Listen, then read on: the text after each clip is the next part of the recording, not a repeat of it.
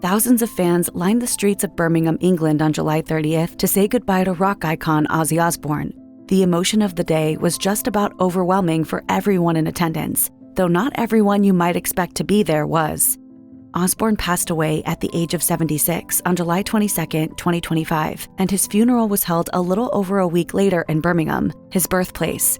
Fans and family poured into the public procession, with his wife Sharon Osbourne surrounded by the children she shared with Ozzy, Kelly, Jack, and the seldom mentioned Amy. Louis Osbourne, Ozzy's son from a previous marriage, was also there. However, his two siblings, Jessica Osbourne and Elliot Kingsley, were not in attendance. In many ways, Jessica and Elliot had been left out of Ozzy's life, so it's not too surprising that they were also apparently left out of his death. While Jessica is an actor who has appeared on Better Call Saul and in the movie The Messengers, among other things, Elliot has stayed out of the public eye. He's also not Ozzy's biological son. The rocker adopted him when he married his first wife, Thelma Riley, who had Elliot before she and Ozzy met. Jessica also did make one off-screen appearance on the reality series The Osbournes to let Ozzy know he was going to be a grandfather. Their exclusion from the funeral was hinted at before the event took place, as a matter of fact. When Ozzy passed away, his family released a statement that announced his passing, while also asking everyone to respect their privacy as they mourned. Notably, the only family members who signed the note were Sharon, Jack, Kelly, Amy, and Louis. How Ozzy treated his first wife and their 3 children might explain the glaring absence of Jessica and Elliot, and it's something that Ozzy was aware of before he died. Ozzy was married to Thelma Riley from 1971 to 1982. In his memoir, I Am Ozzy, the Prince of Darkness admits that he and Thelma fell quickly into love and marriage, and that he wasn't ready for the toll such responsibilities would take. He wrote, "I put that woman through hell. She didn't deserve it. She wasn't a bad person, and she wasn't a bad wife." But it didn't just stop at being a rowdy husband. His behavior also threw a wrench into his ability to show up as a father to Jessica, Louis, and adopted son Elliot. In the documentary, God Bless Ozzy Osbourne, the patriarch admits to being so in and out of their lives that he doesn't recall the births of Jessica and Louis. Jessica remembers a chaotic youth, full of Ozzy coming and going. I don't remember being put to bed or bathed or that kind of thing by Dad. I wouldn't say it was there for us, no. Though Ozzy tried in his later years to reconnect with his children from his first marriage, only Louis accepted the invitation. Driving cars across fields and crashing them in the middle of the night and stuff like that, it's not good for family life. It's probably a good thing Jessica and Elliot didn't come, considering how out of place they might have looked standing next to family members who were probably quite a bit more devastated. While everyone in Ozzy's close-knit family unit were obviously overwhelmed by grief, Sharon was the most visibly heartbroken of them. Video footage captured Sharon gingerly making her way to a stack of flowers as she was overcome with emotion and wept openly. She bent over to add a flower to the Ozzy tribute and had to be helped by her kids to get back up. She then continued weeping, but still made sure to acknowledge the crowd as they chanted Ozzy's name. This was before the family got back in their cars and went to the private funeral. As clips of Sharon's breakdown were shared online, fans were devastated to see the TV personality suffering. One person wrote on X, "She is broken. This is heart-wrenching." Another added, "Sharon's life was built around Ozzy, and without him, she will be beyond lost."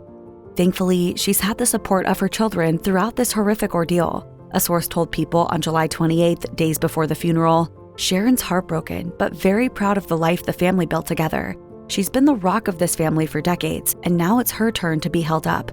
The source went on to add that part of the process of aiding Sharon in her grief has included making sure she's never alone. Despite being overwhelmed by grief, she was still able to make a touching tribute to her husband at the funeral that many failed to notice. Eagle-eyed fans noticed that she had a special piece of jewelry on for Ozzy Osbourne's funeral. The former The Talk host added a meaningful touch to her all-black ensemble by wearing a gold chain with what appeared to be Ozzy's wedding band hanging from it. There was no confirmation on whether it was actually the Black Sabbath singer's ring, but multiple fans were convinced it was. One person wrote on X, "Yeah, this is the ring they got for their wedding renewal in 2017. He used to wear both this and the original wedding band from when they got married in 1982. Do you remember the first time you proposed to me? No. You do too. It's sometimes easy to forget that, while Sharon was mostly quite adept at dealing with Ozzy's craziness, their marriage was very much on the rocks for a span. In May of 2016, Ozzy briefly moved out of the house amid speculations of infidelity that had been hovering above them for years. Only a few months later, he claimed that things were mostly back on track, citing a bump on the road as the reason for their problems. That bump in the road was Michelle Pugh, a hairdresser that Ozzy had been having an affair with for almost 4 years. In an interview with People, she said, "I can't deny that I fell in love with the married man that pursued me. But this narrative that is out there that I am some groupie that went after him because of money, it's just simply not true. That is not the situation." In the end, Sharon forgave Ozzy for his transgressions, and they renewed their vows in May of 2017. The public got to pay their respects during Ozzy's funeral procession, but the actual ceremony afterward was a private service only attended by friends and family, according to NPR. Given its private nature, we don't know what was said, but we have a clue as to a song that got played, because Ozzy specifically requested it. In an interview with the British music and culture magazine NME in 2016, the Prince of Darkness said the song he'd want played at his funeral was A Day in the Life by the Beatles, the epic track that closes out the Fab Four's land album, Sgt. Pepper's Lonely Hearts Club Band. That said, Ozzy may have changed his mind. He noted in the NME interview that he could possibly choose a different song from Sgt. Pepper's or the album that immediately preceded it in 1966, Revolver. Whatever song he ultimately landed on, playing the Beatles at his funeral would definitely bring things full circle for the Ozman. He said repeatedly over the years that the lads from Liverpool were the ones who inspired him to pursue a music career of his own. People say to me, "What's my favourite album that I've made?" And what I always say, I haven't made my Sgt. Pepper yet. Along those lines, Ozzy made clear that he did not want one of his own chart-topping songs played at his funeral. He said in the NME interview, "I definitely don't want my greatest hits album. I never played that thing. I'm embarrassed about it." The Black Sabbath frontman's passing comes mere weeks after he played his farewell show, making his last words on stage even more poignant. Osbourne's final Instagram post has become retroactively heartbreaking as well, with countless fans taking to the comment section to pay their respects. They're not the only ones either, with the Hollywood community at large taking the time to remember what Osbourne and his music meant to them.